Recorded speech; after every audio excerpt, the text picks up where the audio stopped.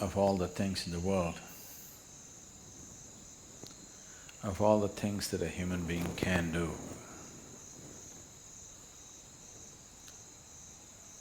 why yoga?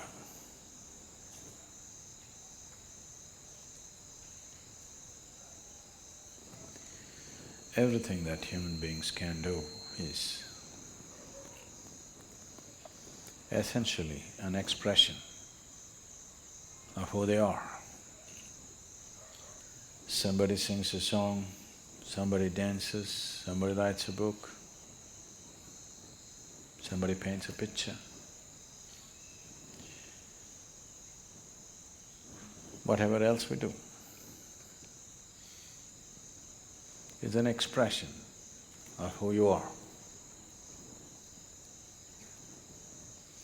You may be conscious of it, you may be unconscious of it, but still everything that you say, everything that you do, everything that comes out of you is essentially an expression of who you are.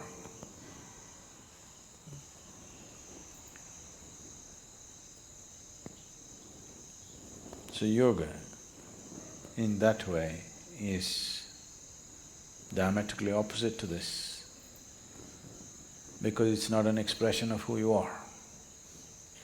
It's about determining as to who you are. It's about determining as to what you want to be. Changing the very fundamentals of one's existence. Today, there is substantial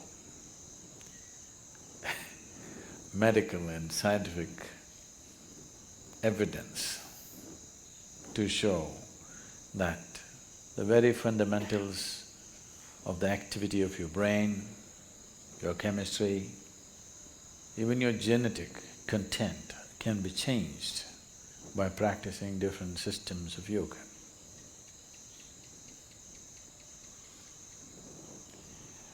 This needed no confirmation because we've always witnessed this.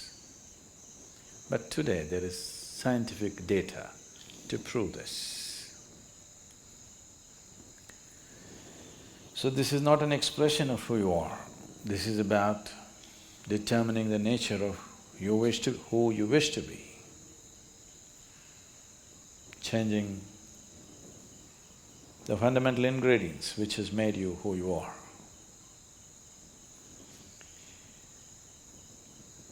So yoga as a system needs much more involvement than any other things that any other forms of things that we do, which are merely an expression of who we are.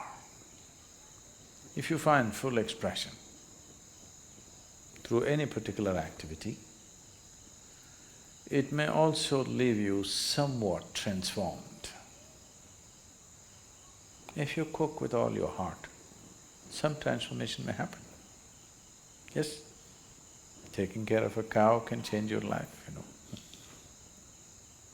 If you sing with all your heart, some transformation may happen. If you dance with all your heart, some transformation may happen. But that is only a certain impact that is happening because of absolute involvement in a particular activity. But essentially that activity by nature is an expression of who you are. It is not determining the nature of who you are.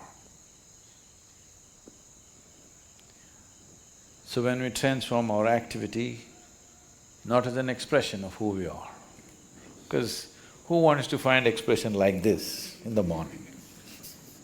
Definitely not, isn't it? So, it is not an expression, it is a method, it is a means, it's a technology through which you can change the shape of who you are. Literally also, otherwise also. You can change the very shape of who you really are right now, that can be transformed. Because who you are right now as a person is a combination of things. genetic material, before that, the karmic substance that you carry. Because of that, you chose a certain womb, so the genetic material. And since the moment you were born, whatever kind of impressions that have gone into you in the form of variety of experiences, situations, thoughts, emotions, relationships, associations, whatever else you have imbibed, all these things make you a certain kind of person. When you say, I am a certain kind of person, what you're saying is, I have this kind of compulsions. When you say, I am this kind of person, what you're saying is, this is the kind of compulsions that I identify myself with, so I am this kind of a person. People, it's a very Western thing, but it's very much there in India today, because a lot of Indians are far more Western than West. If you go all the way west, you come back to India. So they are much more Western than Westerners are today. So people say, I'm a morning person, I'm an evening person. So what they mean is, morning, I cannot wake up in the morning. That means I'm an evening person. I can't stay awake in the evening, so I'm a morning person. Not only that, people… it's going far, some are BlackBerry people, some are Apple people.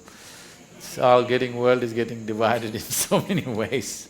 They're not just instruments that you use and keep it down, you get identified with it. So there are chapati people, there are rice people, there are dosa people, there are idli people, all kinds. So, what kind you are is essentially a certain type of compulsions.